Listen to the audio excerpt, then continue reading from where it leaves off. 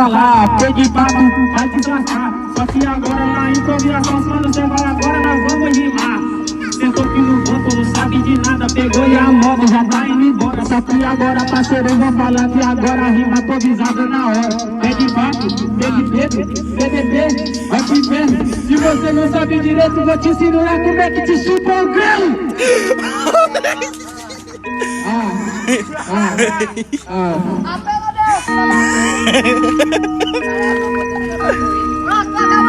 Com a motinha da mamãe os caras vem pra criticar. Vai falar da minha rima na hora H, não quis rimar. Tá indo embora, porque chora, sai no traste. Bota aqui na minha quebrada, que eu te passo o esculacho.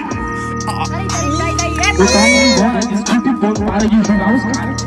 Só porque ficaram com vergonha, porque eu ensinei como é que se faz esculacho. Só que agora ficam olhando ali no canto.